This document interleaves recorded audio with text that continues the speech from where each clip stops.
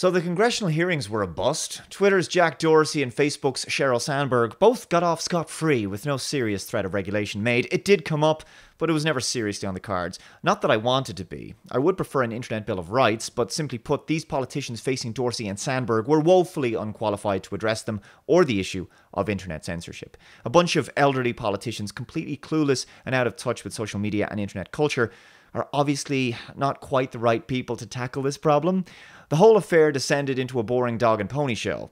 It was made worse by the fact that Ted Cruz was busy elsewhere with the Brett Kavanaugh hearings, so instead we had Marco Rubio concerning himself more with how social media can tackle Russian meddling in the next election. Despite the fact that Russian interference is merely an allegation concocted by the mainstream media, dear Lord, is this the best that they could muster. They couldn't have actually made it easier for Sandberg and Dorsey if they tried. So Rubio was focused on non-problems, while Americans are being censored heavily at a pivotal moment in the history of the free Western world. A day prior to the hearings, Ted Cruz retweeted the following from Mark Meadows. Twitter rejected an invitation from the Oversight Committee and instead opted to appear before the E&C Committee tomorrow on shadow banning. Conveniently, none of the shadow banned members, Jim Jordan, Matt Gaetz, or myself, sit on E&C, so they avoid our questions. Weak. In other words, they got an armchair ride. To add insult to injury, Alex Jones and InfoWars were banned from Twitter after Alex confronted CNN's Oliver Darcy and Twitter's Jack Dorsey outside of the hearings. Twitter took to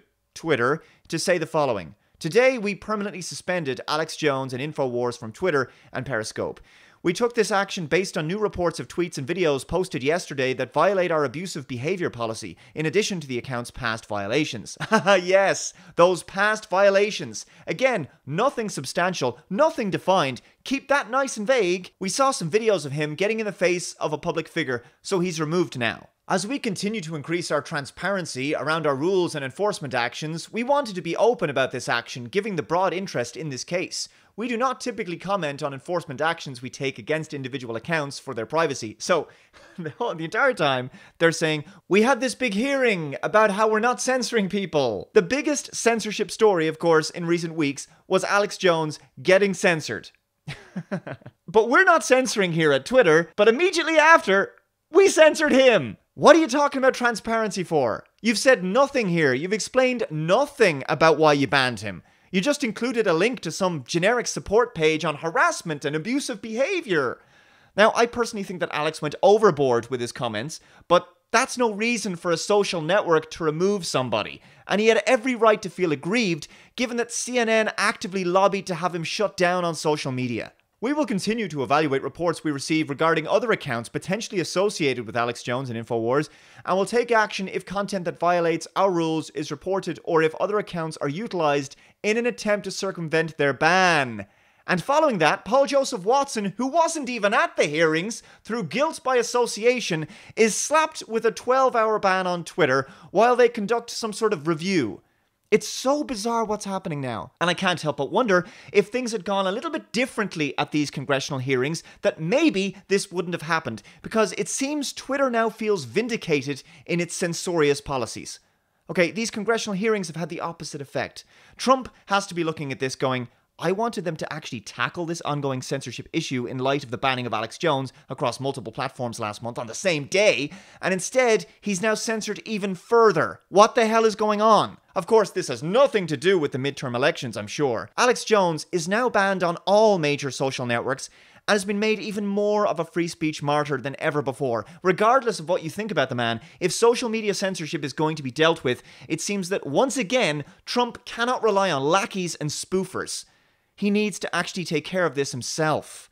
As predicted, Twitter's stock has fallen again by another 6%. The company is a joke, and it's time to delete your account there. If you have one, follow in my footsteps. Delete your Twitter account today. Right? This is your protest. Just leave the platform already. Join Minds, join Gab.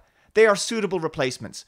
Now, at the same time, some kind of anti-competitive, anti-censorship legislation is going to be needed. The reason I say this is because, let's be honest, leftists who are not free market folks, they're using the free market argument right now. They say, if you don't like censorship, build your own platform. This is the free market in operation. Use your own website. But we know what happens next. They begin to target your advertising partners, your payment processors. They will not leave you alone. They want to make it impossible for you to make a living. They want to make it impossible for your business to thrive. They want to make it impossible for you to reach your audience. Then they apply pressure to your hosting provider to drop you from their platform. What's next? They publicly pressure internet service providers to stop providing you access to the web. They go after your mobile phone carrier. Oh wait, mobile phone carriers are supposed to be regulated, so that can't happen. But I think we're all no longer naive enough to know that anything can happen nowadays. This is an information war after all, and in war there are no rules. And the left hates rules anyway. The R-selected strategy is to make rules and then cheat on those rules where they see fit, ensuring that rules only apply to conservatives and people on the right. This is like playing a game of football where your team is forced to kick the ball to the opposition every so often, but they don't have to. Yeah, it's some free market, isn't it? SJWs don't even realize that the ban hammer applies to them after everyone they went after is gone. The brigading and witch hunt mobs will continue to shift their attention to anyone left with anything slightly beyond a milquetoast opinion. When you think about it, it's so strange that Twitter, Facebook, and YouTube and others think that, hey, well, let's just ban Alex Jones, and then he disappears. Not his audience, not the millions of people subscribed to him, just him. It's so dumb. We know full well that by discriminating against Alex Jones, they're also discriminating against his audience. Removing popular conservative and right-wing political commentators also alienates their audiences who will leave the platform. These social networks don't seem to get that by losing a few dozen major content creators and public figures, they also lose the millions of users who followed them. Why would they expect their share price not to plummet by doing this? At present, it's as if they want to ban half the population from their platforms. Well, that's fine. We'll migrate to places where everyone is welcome, and then we'll be right back to where the internet was before all of this mass hysteria and censorship insanity began.